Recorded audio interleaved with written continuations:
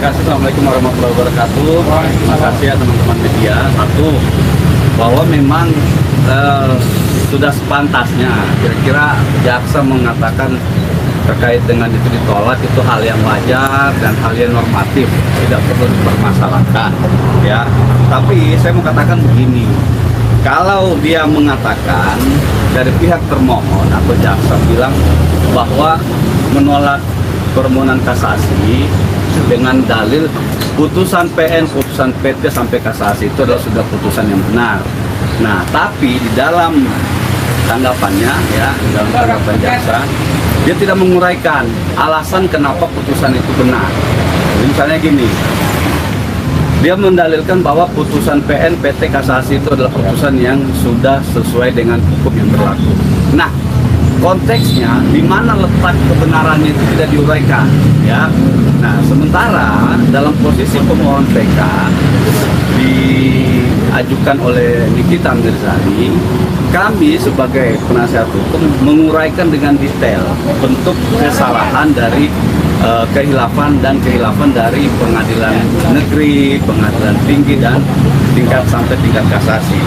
Nah, berkaitan dengan tanggapan yang disampaikan oleh jaksa, ya, kita lihat nih di dalam tanggapannya pada bagian amar, ya, berdasarkan hal tersebut di atas, penuntut umum atau termohon kasasi, termohon peninjauan kembali memohon agar kiranya Yang Mulia Majelis Hakim Agung pada Mahkamah Agung Republik Indonesia yang mengadili perkara ini menjatuhkan putusan dengan amar sebagai berikut.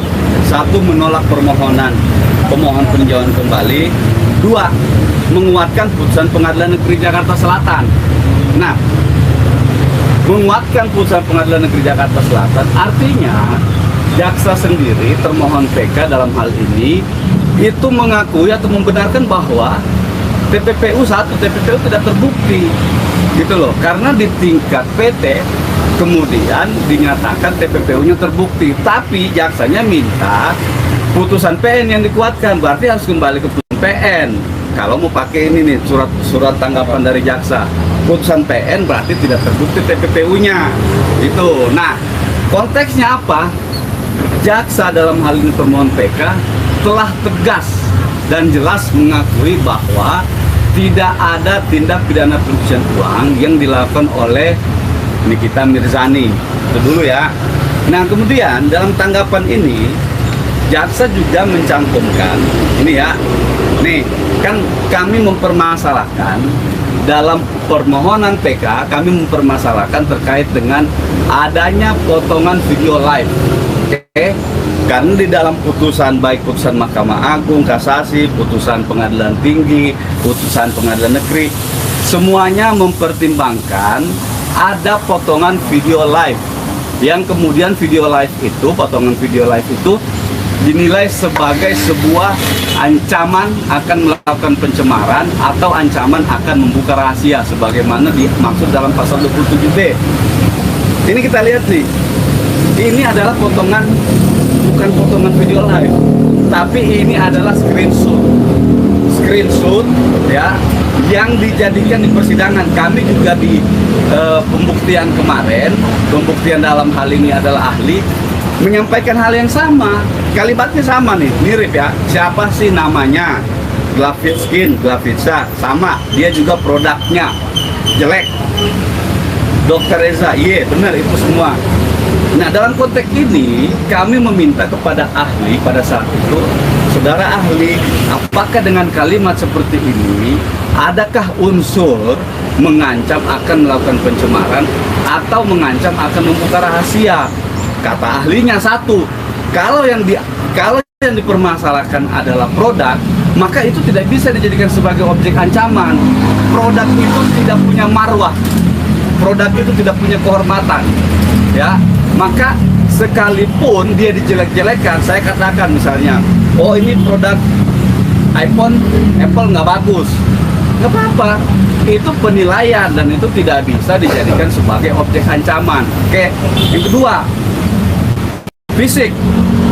Hakim putusan kasasi, ini ya, nih, hakim putusan kasasi mempertimbangkan bahwa saksi Reza Gladys pernah menerima potongan video live dari akun TikTok milik terdakwa dengan nama @Niki Uruhara yang narasinya menjelek-jelekan fisik. Narasi menjelek-jelekan fisik itu adalah bagian dari unsur pasal 27A, penghinaan, membuli dan lain sebagainya. Tidak bisa dipaksakan dia dinilai dengan pasal 27B. Lalu kami bilang kepada ahli, bisa nggak diberikan contoh konkret terkait dengan penerapan pasal 27B Undang-Undang ITE? Dia bilang simple, Undang-Undang pasal 27B Undang-Undang ITE itu seperti misalnya begini ya. Saya memiliki sebuah foto atau video, oke? Nah, di dalam video itu isinya adalah sebuah ancaman. Misalnya, kamu punya nih video sama saya, foto sama saya terkait dengan foto yang dalam tanda kutip yang tidak bisa atau mesum lah, kira-kira begitu ya, asusila gitu. Saya ngomong sama abang, bang, abang serahin duit ke saya bang, 100 juta. Kalau enggak, video ini akan saya sebar. Itulah makna ancaman membuka rahasia. Kalau abang nggak kasih duit ke saya, maka video ini akan saya buka gitu. Nah, dalam konteks ini tidak ada kalimat atau narasi yang mengarah seperti itu. Kalau saya buka video ini, nama abang akan tercemar. Itulah makanya penerapan pasalnya ancaman akan membuka rahasia atau ancaman melakukan pencemaran. Kalau saya buka ini, abang akan tercemar namanya. Rahasia abang akan diketahui oleh umum dan sifatnya itu harus publik. Oke? Kalau dia tidak publik ke umum, maka itu tidak bisa dijadikan sebagai perbuatan mengancam dalam konteks pasal 27B. Nah, di pertimbangan berikutnya, putusan pengadilan tinggi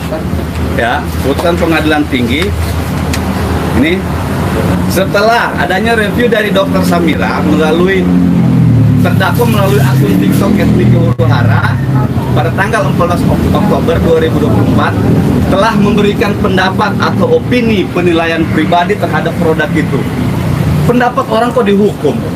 Saya berpendapat, mohon maaf ya, misalnya saya bilang, saya berpendapat begini, abang gendut, hitam, jelek, atau abang gendut terus gitu. Itu pendapat saya.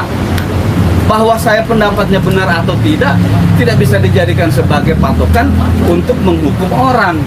Kalau orang berpendapat lain, abang membandingkan pakai orang lain, bang kira-kira saya kurus nggak, kira-kira saya hitam nggak, kira-kira saya jelek nggak. Terus orang itu bilang, oh enggak, cantik, apa lu ganteng, lu kurus, bagus badannya. Lalu tiba-tiba abang merasa, wah berarti dia sudah mencemarkan nama baik saya. Itu kan nggak boleh. Perasaan orang dihukum berdasarkan perasaan. Nah, lalu dibilang terdakwa juga menilai tampilan fisik dari saksi Reza Gladys Pretianisari dalam potongan video live akun TikTok tersebut dengan mengatakan, terdakwa mengatakan produknya tidak bagus. Dia itu, Reza Gladys, tidak pakai produk kecantikannya, itu mukanya dempulan. Ya, seperti tadi yang saya uraikan tadi, saya bilang dia dempulan lah, apalah, itu urusan saya. Bahwa Anda tidak dempulan itu urusan Anda, jangan Anda pakai perasaan gitu loh, tiba-tiba karena perasaan Anda tidak senang dikatakan dempulan, ya, muka beruntusan segala macam, tiba-tiba dengan perasaan Anda melaporkan orang dengan pasal 27B, mengancam. Padahal dia sendiri loh. Nah, kenapa saya bilang dia sendiri? Hakim dalam putusan pengadilan negeri, ini berkaitan dengan uang ya, uang itu diserahkan, bahwa uang 4 miliar ini di putusan PN ya, di putusan PN, hakim mempertimbangkan begini, bahwa berdasarkan fakta persidangan ya yang ditemukan oleh hakim adalah sebagai berikut, bahwa uang 4 miliar yang diterima Nikita Mirzani adalah uang yang dikarenakan saksi Reza Gladys meminta jasa Nikita Mirzani untuk agar direview yang baik-baik mengenai produknya. Yang kedua, agar Nikita Mirzani mau membantu dia ketika ada orang yang menyerang dia di media sosial. Itu kan permintaannya jelas. Uang bergeser 4 miliar itu karena dua permintaan dari saksi Reza Gladys, dan itu dipertimbangkan dalam putusan ini, dalam putusan PN. Lah, Terus apa masalahnya kalau orang minta tolong? Nih kita ini kan artis, bukan gembel dia. Tiba-tiba orang minta tolong, Mbak Niki tolong dong ini produk saya direview. Ya lu bayar dong. Kalau mau direview yang baik-baik lu bayar. Nah itu diakui sama pengadilan negeri. Tapi kemudian pertimbangannya ini pada amar putusannya berbeda. Mestinya kalau dipertimbangkan bahwa berpindahnya uang 4 miliar itu karena dua permintaan tadi, ya, yang permintaan yang pertama itu agar Nikita Mirzani mereview yang baik-baik produknya. Permintaan yang kedua adalah karena saksi Reza Gladys meminta agar namanya diperbaiki karena setelah dijelek-jelekan oleh Dokter. Itu dasar pergeseran uang itu. Digeserlah uang itu karena dua permintaan ini, dan itu sudah dilakukan oleh hakim PN di putusannya ini. Itu sudah dilakukan sama Nikita, gitu loh. Maka apalagi yang menjadi persoalan di sini, apalagi sampai masuk ke ranah pidana gitu loh. Nah inilah yang kami uji di dalam persoalan PK ini. Majelis hakim tingkat pertama, tingkat tinggi, sampai tingkat kasasi telah hilaf dan keliru menjatuhkan putusan pemidanaan terhadap Nikita Mirzani. Gitu. Ada lagi? Bang, apa putusan dari JPW tahun ini mungkin akan memberatkan apa gimana Bang dari upaya PK Abang dan kawan-kawan? Tanggapan, bukan ini, bukan putusan. Ya kalau jaksa berpendapat bahwa putusan PNPT kasasi itu sudah benar, ya sah-sah saja seperti yang tadi saya sampaikan. Tapi dia tidak menguraikan di mana letak kebenaran putusan itu. Itu sama dengan orang ngomong kosong. Saya ngomong itu sudah benar putusannya. Lah iya, coba tunjukkan kepada kami di mana letak kebenarannya, gitu loh. Kalau kami di memori PK-nya Nikita nih setebal ini kita uraikan semua. Yang mulia di sini letak kesalahannya. Maka kemarin pada saat pemeriksaan saksi ahli, ya, kami menampilkan slide per slide. Ini loh putusan PN halaman sekian, pertimbangannya begini.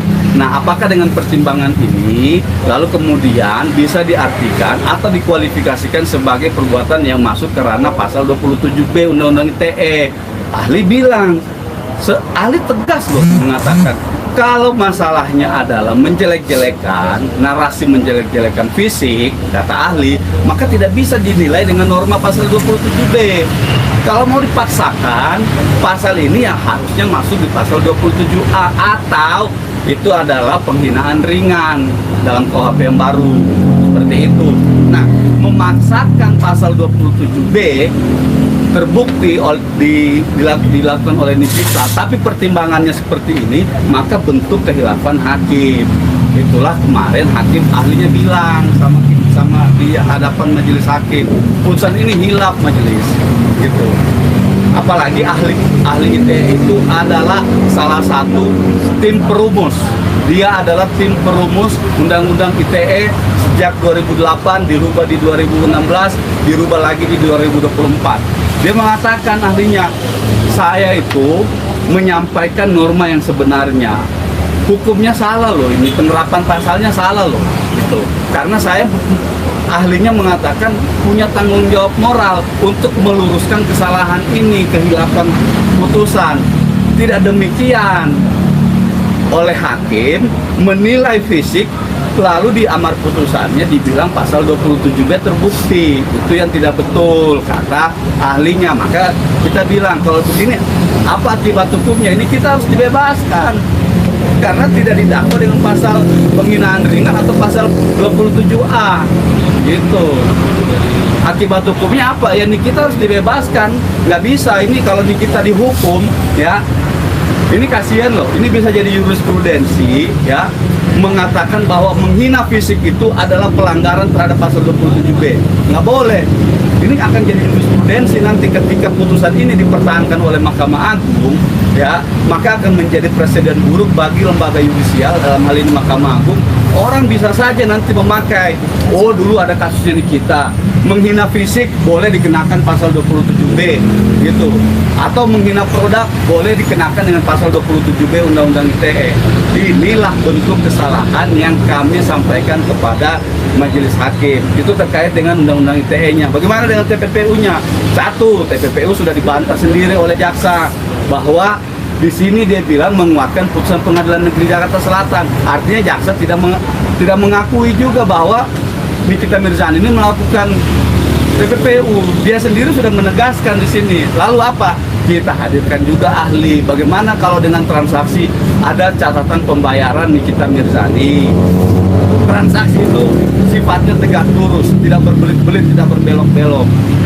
Kata ahlinya, kalau demikian halnya, itu berarti adalah sebuah penggunaan dana biasa. Tidak boleh semua tidak boleh semua perbuatan itu dikualifikasikan sebagai perbuatan dalam TPPU gitu. Nah, terus ahli bilang, kalau memang ini uang 2 miliar ini, ya ini uang 2 miliar.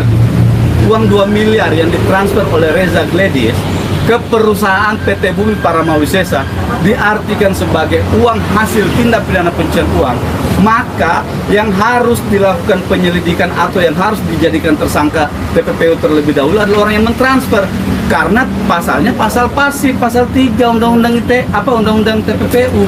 Pasal 3 itu adalah orang yang menyembunyikan, yang mentransfer, yang menyimpan. Oh jelas loh, dia menyimpan, mentransfer, menyembunyikan. Berarti Reza Gledis dia mentransfer, harusnya dia dulu jadi tersangka TPPU. Baru kemudian siapa yang menampung PT Bumi Paramawisesa sebagai orang yang menerima uang hasil kejahatan TPPU. Ini kan uang 2 miliar nih yang dipersoalkan karena ditransfer, lalu disimpulkan itu adalah hasil TPPU. Tersangkakan juga dong PT Bumi Paramawisesa karena dia menerima hasil tindak pidana pencucian uang. Benar nggak? Itu. Yang terakhir di sini putusan kasasi. Nih, bilangnya begini nih. Menimbang bahwa selanjutnya terdakwa memperoleh harta kekayaan sebesar 4 miliar. Saya mau bilang begini. Di putusan di putusan PT, uang yang dikatakan uang hasil tindak pidana pencucian uang itu cuma 2 miliar. Di putusan kasasi jadi 4 miliar. Ini. Lah, bagaimana sih hakim PT bilang 2 miliar, hakim kasasi bilang 4 miliar uang hasil tindak pidana pencucian uang. Nah, berarti ini apa? Terdapat kehilafan dalam putusan ini. Gitu loh. Itu di sini aja sudah jelas sekali kelihatan bahwa putusan ini hilaf, salah dan harus dibatalkan. Demi hukum harus dibatalkan. Tidak boleh putusan ini dipertahankan. Ini benar-benar mencederai rasa keadilan bagi masyarakat luas ya, khususnya bagi Nikita Mirzani. Itu yang pertama. Yang kedua, uang 4 miliar yang diasumsikan atau dinilai sebagai hasil kejahatan TPPU, ini versi putusan kasasi ya.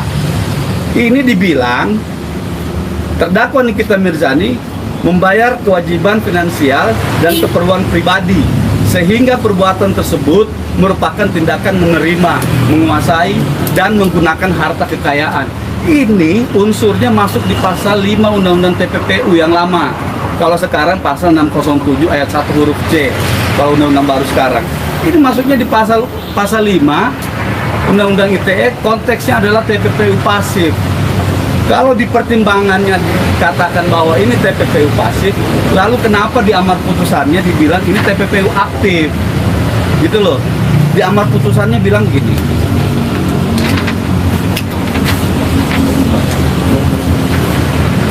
Ini putusan memang kacau ini putusan.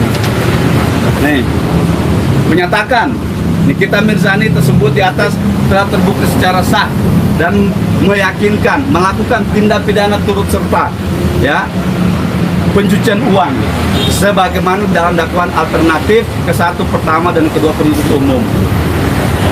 Pertimbangannya adalah pertimbangan pasal 5 Undang-Undang TPPU, putusan amar putusannya amar putusan pasal 3. Jelas loh, hilaf putusan ini. Makanya saya bilang ini wajib hukumnya harus dibatalkan, nggak boleh dipertahankan putusan seperti ini. Itu. Terus yang berikutnya, kita tahu perkaranya Nikita diproses dari awal itu adalah bersama-sama ya, bersama-sama dengan Ismail Marzuki melakukan tindak pidana pencucian uang. Oke. Nah, dalam amar putusannya Mail di sini kan disebutkan dia terbukti secara sah dan meyakinkan turut serta. Turut serta berarti ada pelaku induknya. Saya mengatakan abang turut serta melakukan tindak pidana. Lalu abang berdiri sendiri tindak pidananya turut serta. Berarti ada pelaku induknya. Siapa pelaku induknya dalam perkara ini? Siapa? Ismail Marzuki tidak terbukti TPPU-nya. Setan yang mau dipidanakan. Nah ini makanya saya bilang ini putusan ini demi hukum harus dibatalkan. Mahkamah Agung harus membatalkan putusan kasasi nomor 3144. Nggak bisa dipertahankan. Rusak negeri ini kalau ini dipertahankan putusan ini. Gitu. Agendanya begitu. Agendanya sudah nggak ada karena sudah selesai ya. Putusan tadi sudah kita menandatangani berita acara PK. Jadi minggu depan itu paling pengiriman berkas ke Mahkamah Agung.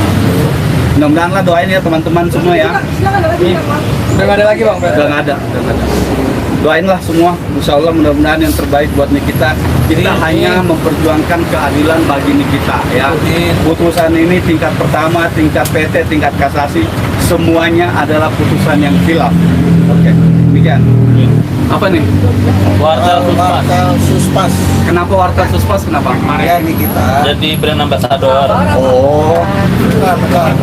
Bang Usman dan tim melihat dan mendengar Nikita di rutan ini menjadi brand Wartel Suspas. Tanggapinya gimana nih? Ya, sebenarnya kan saya tidak terlalu jauh ya memasuki ranah itu. Tapi saya mau bilang kalau orang bernilai dimanapun tempatnya akan menjadi apa namanya yang lebih menonjol itu. Istilahnya gini, kalau berlian mau ditaruh di lumpur pun akan tetap bernilai. Nah itulah yang ada di dalam jiwanya Nikita Mirzani, itulah yang ada di dalam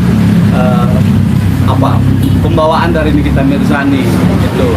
Dia mau ditempatkan di mana saja yang akan di penjara, mau ditempatkan di Nusa Kambangan pun, kalau dia bernilai pasti akan menjadi sosok figur yang bernilai di mata orang gitu. Nah, maka kalau dikatakan bahwa dia sekarang ya saat ini lagi istilahnya dapat duta ambasador di rutan terkait dengan apa itu Wartel Suspas. Nah, Wartel Suspas. Nah, wajar karena dia bernilai. Dia bukan orang yang tidak punya nilai di mata siapapun gitu. Nah, makanya kalau dikaitkan dengan perkara ini dengan biaya harga 4 miliar yang harus dibayarkan oleh Reza Gredes itu adalah hal yang wajar karena nilai dari dirinya itu memang value-nya itu ada gitu loh. Bukan orang yang tidak bernilai di mata apapun. Nah, kalau misalnya sekarang di rutan dia menjadi duta di situ, ya wajar kalau menurut saya karena dia adalah orang yang betul-betul mempunyai integritas tinggi, betul-betul mempunyai orang yang bermanfaat di mata masyarakat ya. Nah, apalagi di sana itu dia mengiklankan sebuah sarana prasarana dari rutan yang kemudian sarana itu sebenarnya bisa digunakan untuk warga binaan di sana ya kan, supaya apa tujuannya adalah untuk tidak ada lagi orang yang memasukkan lah apalah barang komunikasi segala macam di sana. Rutan sudah memfasilitasi itu. Nikita sebagai artis ya yang tadi saya katakan bernilai, dia diminta untuk mempublikasikan itu kepada seluruh warga binaan agar menggunakan fasilitas itu dengan baik karena negara sudah mempersiapkannya gitu sih.